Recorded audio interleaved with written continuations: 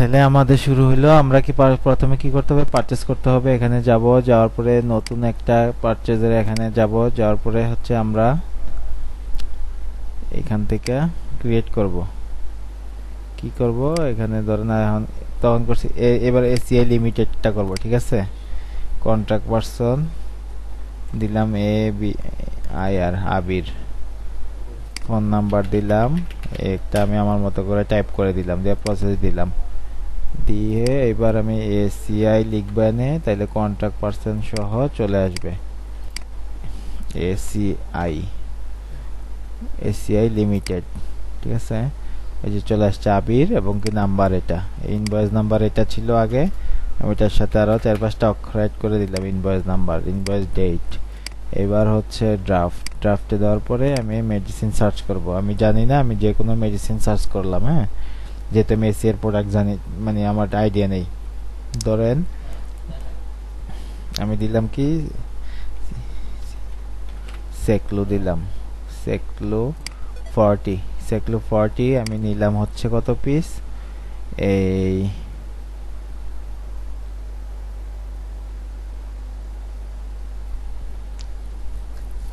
100 piece.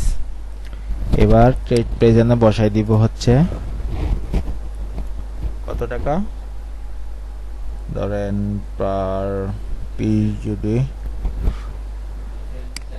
8 টাকা করে পড়ে, 8 টাকা, হ্যাঁ 800 টাকা, তাইলে হবে কি একটা, এবার স্যার স্যার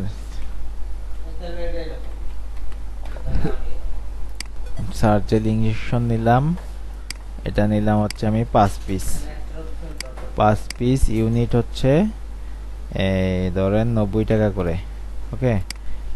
এইবার নিলাম হচ্ছে দেখি কি অবস্থা দাঁড়ায়। এই যে এটা এই অবস্থানে আইলো হচ্ছে একটা, এটা নিলাম হচ্ছে 5 পিস ইউনিট, যেহেতু আমাদের 40 টাকা এমআরপি, আমরা আমাদের মতো করে ধরে নিচ্ছি 35 টাকা, 37 টাকা হচ্ছে পার পিস। এইভাবে তিনটা আমি হচ্ছে এসিআই লিমিটেডের প্রোডাক্ট অ্যাড করব। করার পরে এবার দেখেন আমার এখানে 1430 টাকা আসছে, তো আমি এখানে ডিসকাউন্ট পাইলাম ফার্মাসিউটিক্যাল থেকে 30 টাকা, তাই সেটা আমি এখানে বসালাম। বসানোর পরে চলে আসলাম এখানে সেভ ইনভয়েস দিলাম। সেভ ইনভয়েস দেওয়ার পরে আমি এটারে পেইড করব। এখন দেখেন আমার এগুলা স্টকে একটাও যায় নাই, জাস্ট এন্ট্রি হয়েছে। স্টকে নেওয়ার জন্য আমাকে যেতে হবে অ্যাড পেমেন্টে, অ্যাড পেমেন্টে যাওয়ার পরে আমি টাকা দিছি, ক্যাশে টাকা দিছি, কাকে দিছি? আবিরকে দিছি, এসিআই ফার্মাসিউটিক্যাল। সেভ দিলাম। দেওয়ার পরে হইলো কি আমার এই সবগুলা স্টকে চলে গেছে, দেখছেন? এইবার আমি এগুলা বিক্রি করব, ঠিক আছে? ডুপ্লিকেট ট্যাপ করলাম, করার পরে যেন আমি মেডিসিনগুলা চিনি।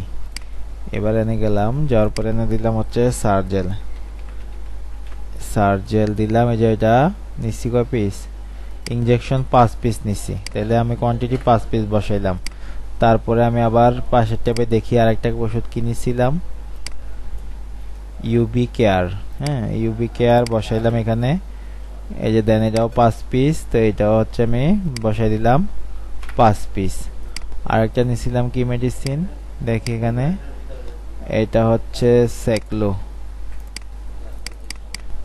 সেকলো এনে আমি এনে বসাই দিলাম সেকলো। এই যে এটা হচ্ছে কত কারেন্ট স্টকে 31 পিস আছে, তার মানে আগেও নেওয়া হয়েছে এটা। 31 পিসের মধ্যে আমি সেকলো বিক্রি করলাম হচ্ছে ধরেন 500 পিস, ঠিক আছে?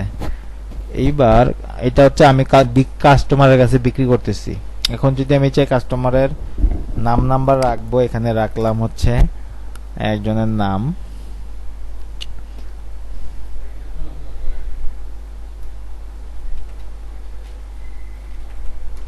SAL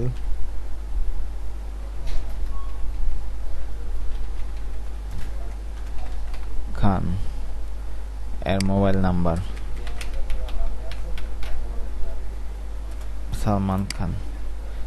এবার আমার অ্যামাউন্টটা হচ্ছে কত? 5200 টাকা।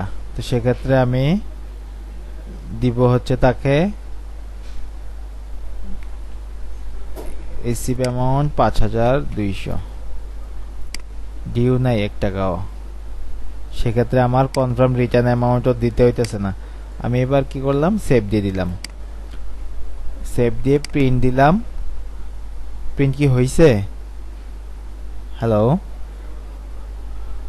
শুনতে পাচ্ছি হ্যাঁ প্রিন্ট কি হইছে এবার? না কিন্তু প্রিন্ট আচ্ছা, প্রিন্ট হয় নাই যেহেতু আমরা প্রিন্ট দেই নাই। দেখেন এবার প্রিন্ট দিলাম, প্রিন্ট হইছে 5200 টাকা ক্যাশ দিছি। হুম, হ্যাঁ ওকে, ঠিক আছে, তাহলে এতটুকু